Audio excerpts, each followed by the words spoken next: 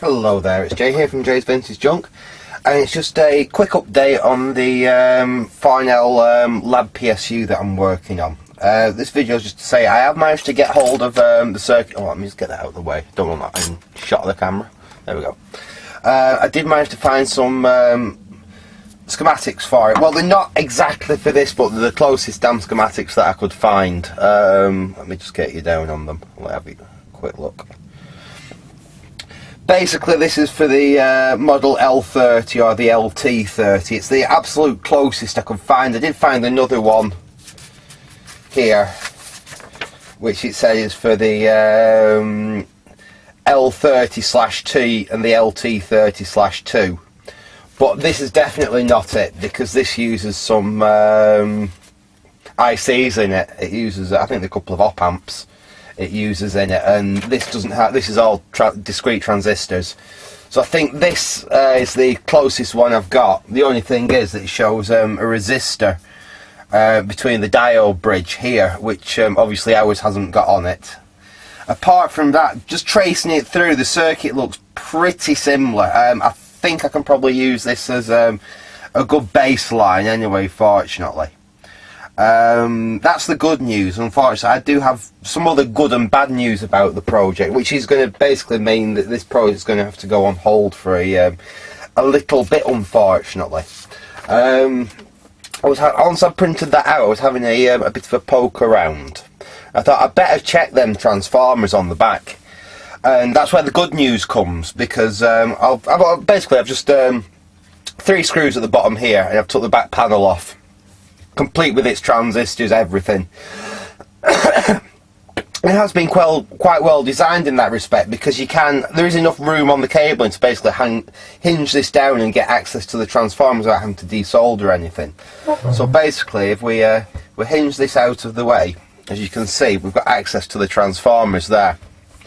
And I've tested that we've got the mains coming in, and that's all fine. And I've tested the outputs. Basically, we've got a what is it, 36 centre tap, and then another 36 volt winding here, and they measure pretty much spot on, and you can measure right across the two. 70 odd, yeah, you get about nearly 80 volts if you measure across the two. If you can get that, you get about 35 volts between each one, so that's absolutely fine.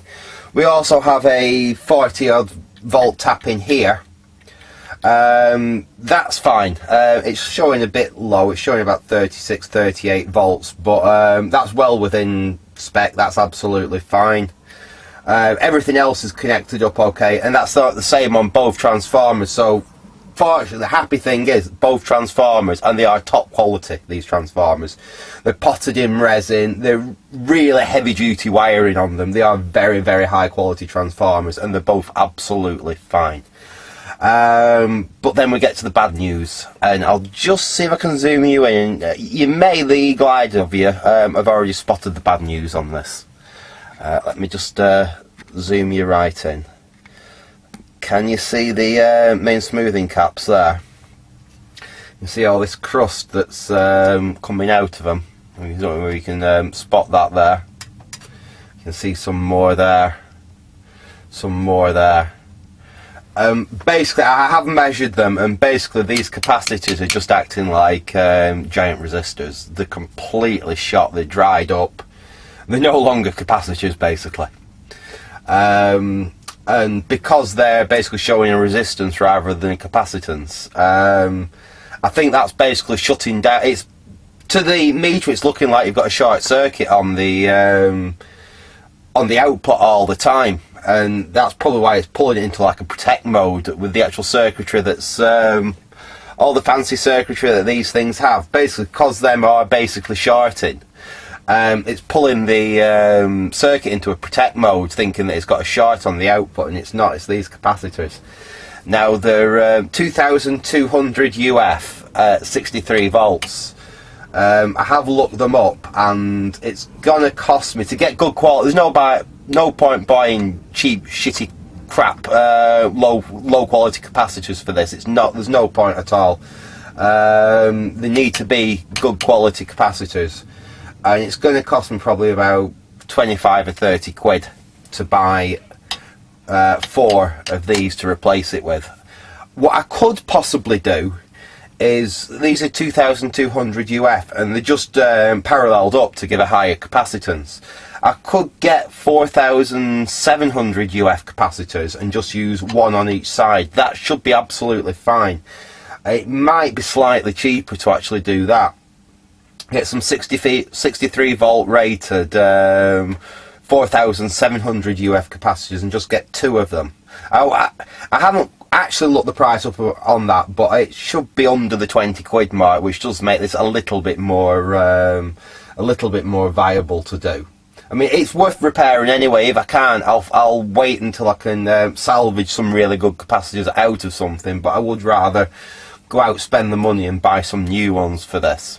So basically that's all I'm going to do for it for now. I don't have the money available at the moment. I don't have the spare funds just to go out and splash out on the caps. So hopefully once I've sold some of this